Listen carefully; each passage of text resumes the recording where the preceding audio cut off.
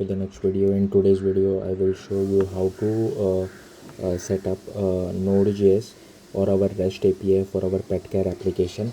What I will do in this video is that I will just simply set up express.js server for our pet care application, and I will set up two routes, login and registration. And for now we will use the same backend, like this nodejs backend, for all our client, like native Android, native iOS, Flutter, as well as for React Native.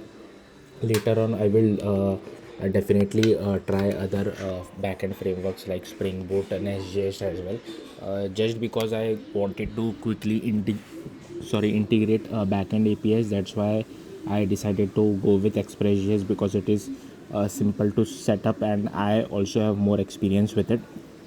So first of all, what you will have to do, you will have to create a folder. Inside that, create a package.json file, and here I have added bcrypt, express.js, jsonwebtoken, and for database I am using postgres. That's why I have added pg-hstore and sequelize. So sequelize will be our ORM for communicating with postgres database, and it requires these two dependencies. And bcrypt and json web token are for password hashing, as well as whenever a user has registered or login successfully, we will send him this web token, which will be used for other route as well. So suppose I want to fetch user details, then they will have to first provide this web token, then only they can call that API. So once you do that, just do an npm install. Next, inside index.js, also in dev dependency I'm using nodemon. So nodemon is for quickly starting our server automatically, even if we make any code changes, so that we don't have to do it manually. Next, inside index.js, what I have done is, first I have imported our models of user. I will tell you what that is. Next, I have integrated express. Next, I have integrated sequelize, and this is our initial route of auth routes, which is for registration as well as login. Here I have created our express server, and I have added this boilerplate code for it. This entire code is for CORS handling. This is for syncing our sequelize database. And here we are using app.use auth routes. App.use, this is for error if nothing is found, and I think this is also for error. And we will be starting our port on 3000, and this is just a listen method whether to check whether our port was started or not. I mean, this starts our port as well, but I have added a console log just to be sure that our port has started. Next, inside, create a util folder inside that database.js. So here I would tell you that I am using something called elephant SQL. It is an online service where you can create free Postgres database. I'm not sure how much secure it is, so use it at your own risk. If you like to prefer using your own Postgres database, you can use that as well. You can check sequelize doc on how to do that, but I have just passed the entire URL, and it automatically connects with Postgres database. Of course, don't use this URL because I have modified it for showing it to you guys. This is not the right URL, but it would look something like this if you, in case you are using elephant SQL. But if you want to use your own Postgres database, you can use that, or download just a Postgres database on your local and use that. You will just have to create a user as well as a database.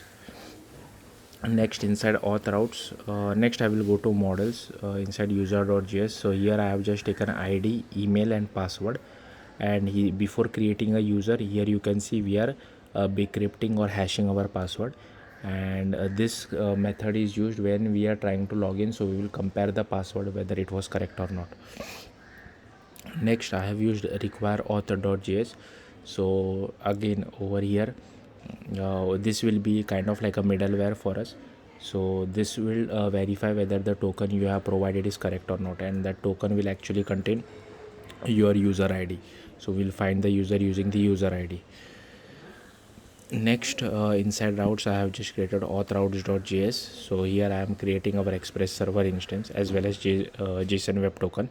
Then I have created our user, and I am using a router of express.router. Then I have registered. I have created two routes, one for register and one for login. Then in the register we are just passing email and password, and here we are creating our new user and saving it to our database. Once that is done, we are creating a JSON web token, and we are passing the user's ID to it, and this is our secret key. And don't leak this secret key, given that this is just a tutorial. I have used it directly, but for production you can place it inside your env or inside your CI/CD pipeline. Then I'm just sending the token back. And for login, what I'm doing, same, we will take email and password. If no email and password, then we'll just send an error message, and I'll just remove this as well. And here what we are doing is that we are finding first whether a user with this email exists or not. If it does not exist, send an error message. If it exists, then we are comparing the password which he has sent is correct or not. If it is correct, then we are creating a token out of it and sending it back to the user. Otherwise, just send error message back. And now you can just run npm run dev inside your terminal. And while using in Postman, you can just go to localhost/register and pass something like this. Same for login, you can pass something like this. So yeah, that's it for today's video. Thank you for watching. Bye.